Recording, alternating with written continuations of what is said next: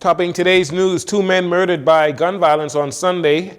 A Carmichael Road Shanty town catches fire. The Minister of Environment tackles illegal mining, and members of the House debate the 2022 Fiscal Strategy Report.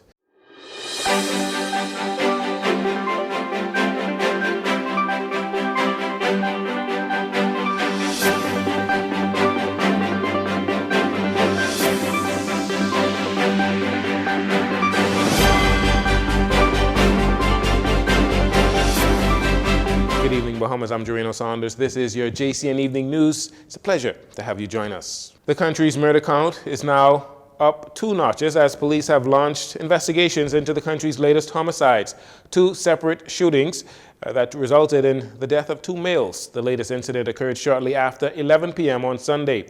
A 39-year-old male resident of Flamingo Gardens was in a Gambia Village community when he was shot to the head. Officer in charge of the Criminal Investigation Department, Chief Superintendent Michael Johnson, with more details. It was a pretty crowded area. As the crowd scattered after the gunshots, the body of a male was found lying on his stomach with gunshot wounds to the head. Emergency personnel were called. They examined the body and found no signs of life. We know this was a crowded area because this area is always busy on the weekend. So we appeal to members of this community who have any information who can assist the police in their investigation to call us at Crime Tipsers or at CID at 502-999-123. The victim is known to police as he was being electronically monitored for a major crime. Prior to this shooting, sometime around 9:15 p.m., a male believed to be in his early 20s was found on the beach in South Beach area, south of Blue Hill Road. Chief Superintendent Johnson says there was no identification on the male and no one else was in the area when the officers arrived on the scene. Police are continuing their saturation patrols. Well, our officers are on the ground. Patrols have been beefed up, not only in this area but all over New Providence. We have different operations going on a daily basis, and so anytime we find incidents like this, it is always concerning to the police, and we would continue our patrols and try to avoid these incidents from occurring. These killings follow the fatal shooting of a 18-year-old female early Saturday morning. Police say 3 gunmen ambushed a 22-year-old male and the 18-year-old female who were in a Nissan March on Coleman Lane in the Camp Road area. That was around 1 a.m. on Saturday. Both were shot multiple times above the body. Asked if these incidents may have been connected and could be possible retaliation, Chief Superintendent Johnson says each homicide will be examined on its own merit, and as evidence is obtained, officers will be able to make that determination. Over 50 residents of a shanty town off Fire Trail Road are homeless following a blaze that ripped through the community on Sunday morning. Anger and sadness washed over the community as residents watched their homes and belongings burn to ashes in what firefighters call their first major incident for the year. The Shantytown village caught a blaze shortly after 10 a.m. and spread across the entire community. Police Press Liaison Officer Chief Superintendent Chrisling Skippings says the property had close to a dozen homes. Firefighters were notified of a fire at Pink Meadow Road, off Bellas Road in the Carmichael area. Firefighters responded and on arrival met a shanty town consisting of multiple wooden single-story structures totally engulfed in flames. Firefighters were able to bring the blaze under control within a relatively short period of time. We presently have on scene fire investigators, along with crime scene investigators who have commenced work into this particular incident to see exactly how this fire started. And that is what we know thus far. I can also say to you that there were roughly over 20 homes in this particular area, and an estimated 50 people have since been displaced. Our agency, we have reached out to social services, and so we're presently awaiting their arrival so that they can assist the displaced persons in resuming normalcy in their lives at this particular time.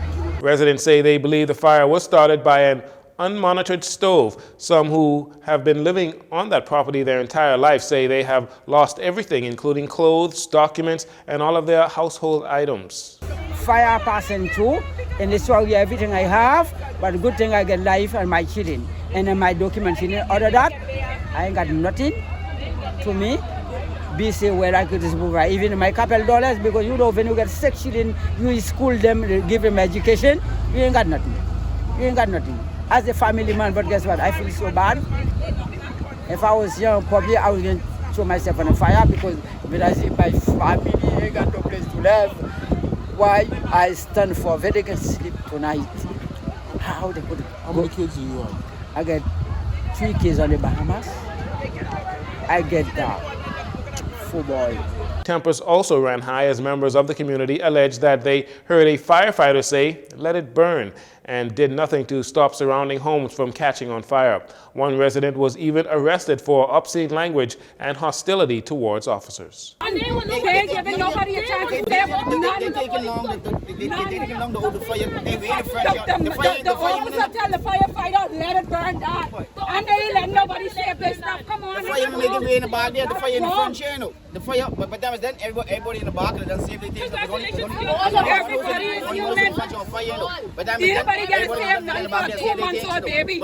You know how hard we work to get them stuff. My house wasn't burned down just now, but where they ain't checking and they walking around trying to hold in the front, like in the front, they getting these steps. Everything get burned down in the back there, that's not all. You want to see all the clothes and all.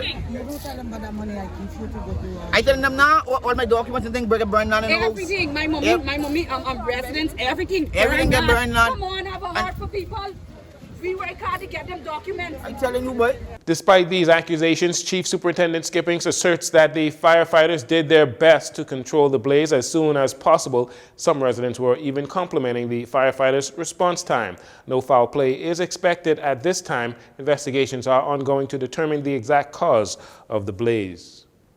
As a result of that tragic blaze in the Shanty village that leaves many people without a home, Minister of Social Services and Urban Development Obi Wilscombe says his ministry did make arrangements for those displaced individuals. However, no one showed up. Once we were notified yesterday by the police, our team mobilized and we were there at the scene. Subsequent to that, we prepared facilities. No one showed for the facilities, but the facilities are ready and will be on standby to provide shelter. Some 50 people are affected by the fire, and out of that number, it is unclear how many of them are documented, which leads to the concern that victims of the fire did not show up to the facility provided due to the fear of being detained and deported. Asked what would be the fate of those people in the group who are undocumented, the minister explains his ministry is only responsible for providing shelter. The rest is left to the proper authorities. I think you would appreciate that the police and immigration will have to conduct investigations. And if persons are found to be here illegally, then they will take the necessary action. Our job is to provide the shelter, and once we provided the shelter for anyone in a difficulty at any particular time, then we would have done what we were supposed to do. The other agency will take over from what they have to do. According to Minister Wilscombe, the shelter provided was expected to be on standby for at least another 24 hours before shutting down. Conversations got heated in the House of Assembly this morning as members of Parliament debated the 2022 Fiscal Strategy Report. Opposition Leader Michael Pintard re-emphasizing the apparent government failure to enact the fuel hedge left by the Minnis administration, which, according to the opposition, cost the country nearly $150 million. However, speaking in defense of his administration, Prime Minister Philip Davis explains why enacting the hedge was not a viable option. Go to the page that speaks to the $150 million contingent liability of government. What it speaks of the government undertaking to pay a legacy debt of an arrears for the fuel that was owed to the fuel supplier. That's what the $150 million deal with. And that's nothing to do with the hedge. Nothing to do with the hedge. There's nothing to do with that. It has to do with a debt that was failed to be paid by the F&M. And I go as far as say maybe it's an accrued bill of over $100 million, right? Accrued bill. No. but be honest with what you're saying, because it's a debt that was due. Prime Minister Davis also accused the F&M of allowing the fuel bill at BPL to grow out of control, and now the government has agreed to pay the outstanding bill in $10 million installments. Meanwhile, Mr. Pintard said the former administration has explained on numerous occasions what led to the outstanding fuel bill. In the course of talking about BPL, also made the point that was absolutely false, one of his many false things he said in the House, Madam Speaker, that there was no plan of action to address the legacy debt and bills that were owed, when he knew full well that the rate reduction bond did in fact find an audience in the international community that was very much interested in taking advantage of it. The member can make a different statement, as I've said in this House myself, which is I regret we did not pass the rate reduction bond while we were in office. But to say that a competent board did not have a holistic approach is incorrect. And so Madam Speaker, the point is, members opposite have the very document that I have that clearly outlined what the range of ideas were to move towards energy security in the Commonwealth of the Bahamas. And so to represent here that people were out of idea is patently false. In response, Mr. Pintard gives details into how the mishap of the fuel hedge occurred, while also explaining why the Davis administration is to blame for the mistake that could have been avoided. The member for Fort Charlotte, in conjunction with the member for Cat Island, got sufficient documentation to show the effectiveness of the hedge program which was in place,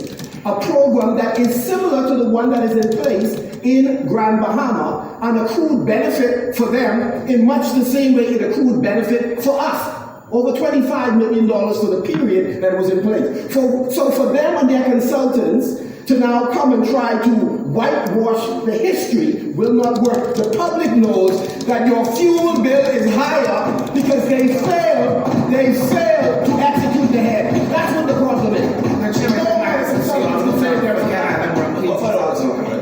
And finally, in this segment, illegal mining has become a major problem in the Bahamas, whether it's aggregate mining or coal mining. The government wants to ensure that these types of operations are properly licensed and are adhering to the laws of the land. In this next report, we hear how the Minister from the Environment and Natural Resources was on the front lines this past weekend as they investigated complaints of illegal mining on Andros. Last week, the Minister of Environment and Natural Resources, Vaughn Miller, visited Andros after receiving complaints of illegal mining at several areas on the island. Site visits were conducted, and Minister Miller shares what they found. Upon arrival, we discovered that indeed illegal mining was occurring. Those persons were asked to cease and desist, to which they complied, and we advised them to file their applications through the regulatory process and become compliant so that they may legally proceed with the mining process. Minister Miller says ignorance seems to be a major part of the reason for people engaging in illegal mining across the Bahamas. He spoke of how his ministry plans to address this issue. We also discovered that there was a very high level of unawareness among many persons with regards to the new regulations under the Department of Environmental Planning and Protection Act of 2019 and the Planning and Subdivisions Regulations from 2011, whereby they need to receive a certificate of environmental clearance, a CEC, in order for them to become compliant and become involved in that area. We've decided, as a result, that persons from the Department of the Environmental Planning and Protection and our forestry unit will visit Andros and indeed other islands, but beginning with Andros, to inform and to educate persons with regards to the new regulations. We also discovered there were other areas of illegal mining, and we want those persons to know that we will be visiting them, and we want them to also become compliant. Additionally, Minister Miller says there are plans in the works to decentralize the Ministry of Environment and Natural Resources. We also look forward to placing officers from the Department of Environmental Planning and Protection and our forestry unit on our major family of islands, enabling persons on the various islands to file their complaints locally on those islands, and they can get the desired results on those islands as opposed to everything being Nassau-centered or Nassau-centric. So we look forward to that day when we can decentralize this process and persons on the various islands, they can seek the help that they need on those islands, and of course, they can get it in a more timely fashion and less costly. Minister Miller was accompanied by the Director of the Department of Environmental Planning and Protection, Dr. Rihanna Neely, other officials, as well as officers from the Royal Bahamas Police Force. You are asked to report any illegal mining, tree felling, or destruction of mangrove activity on your island to authorities at 322-4546 or inquiries at depp.gov.bs. We'll take a break here. We'll be right back after these commercials.